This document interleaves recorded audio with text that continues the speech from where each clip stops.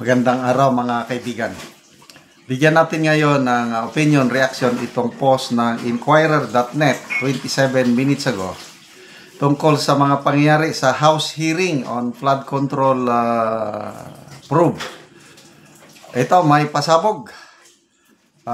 Yung engineer na na-cite in contempt kahapon, yung engineer Bryce Hernandez. Nako, pinangalanan niya ang dalawang senador na nagsingit, budget insertion. So, basahin ko ha.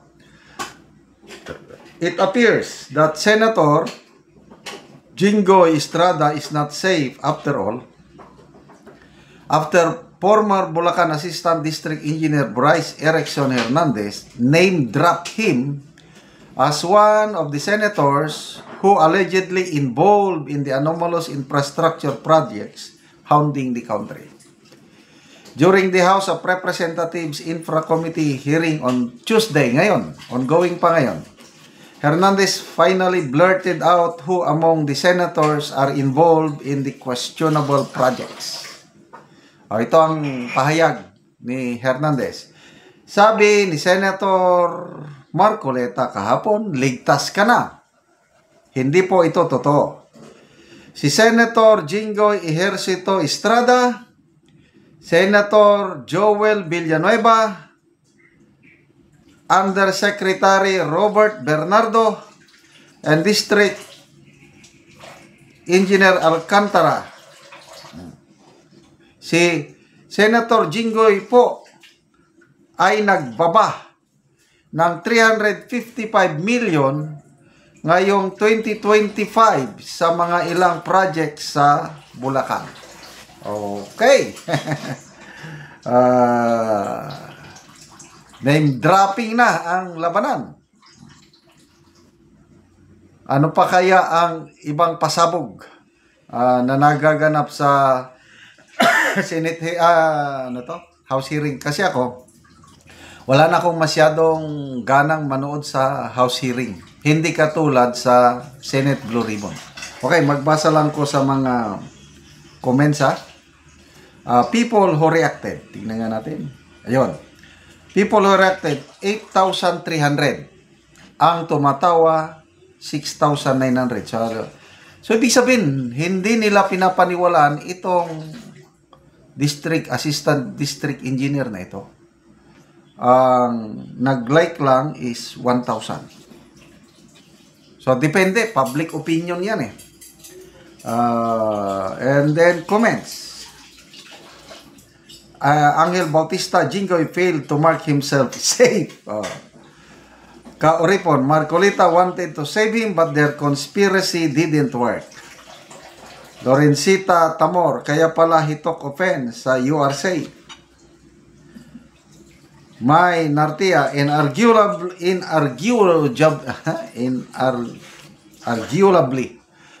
this daily drama series has gripped the nation's attention.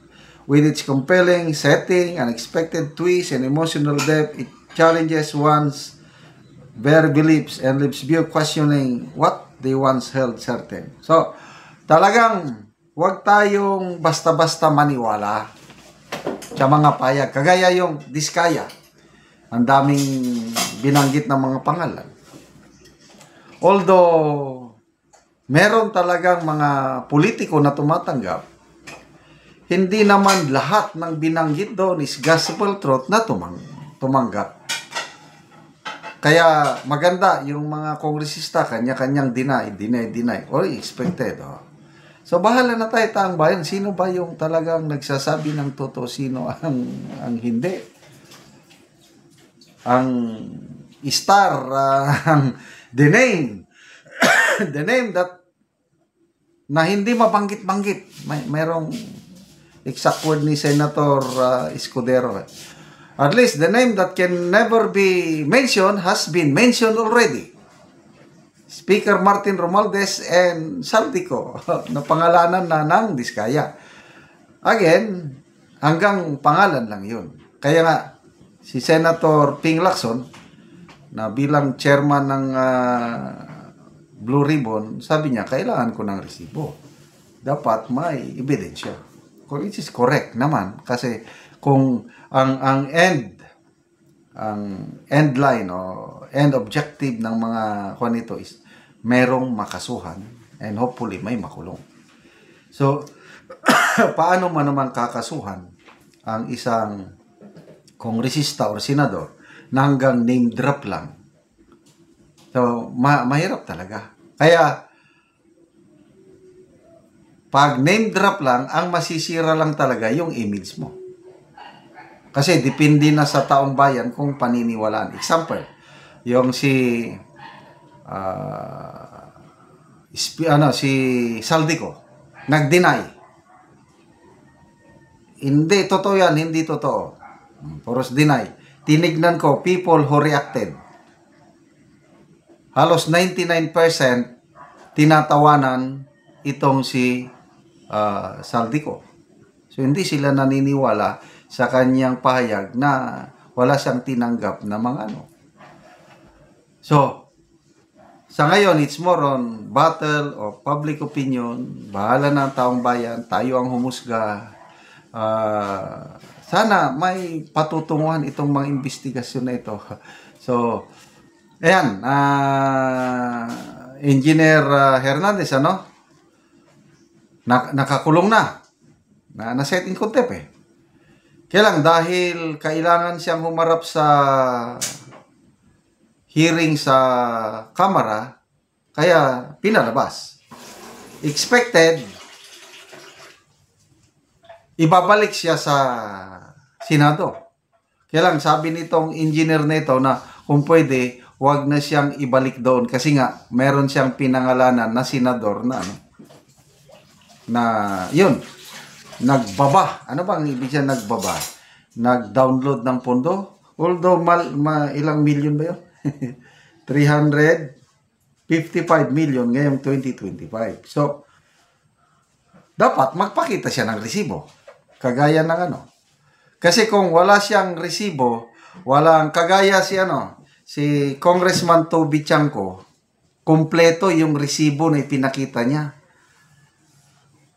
Klaro doon na ang insertion ni Saldico is 13.8 billion yun resibo.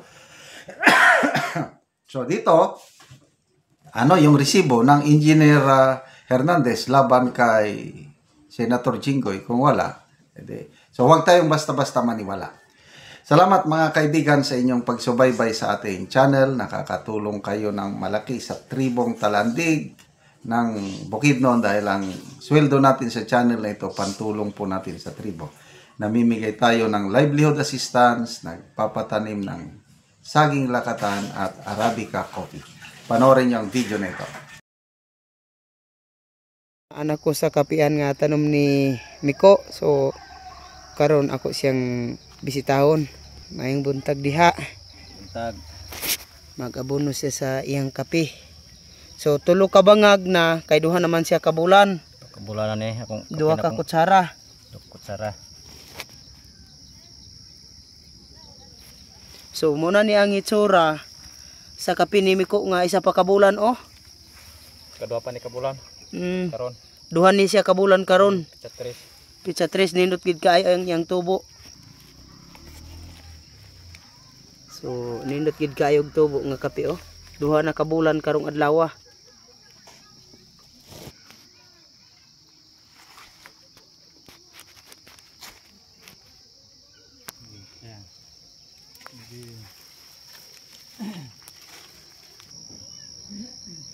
Dua pa kabulan o dagang kaig sanga.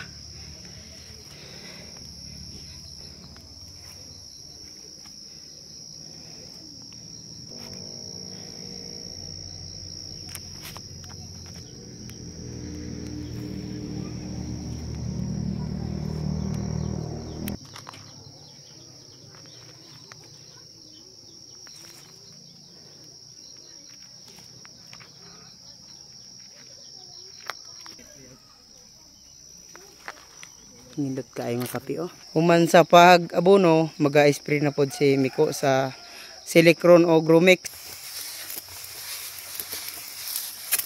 Dubuhan, tibuhan. Salamat sa Ginoo nga nagsuportara ng kape. Oo. Magbunga ni mahawas na sa among kalisod. Oo, so salamat kaayo. Salamat ka sa Ginoo. Mm.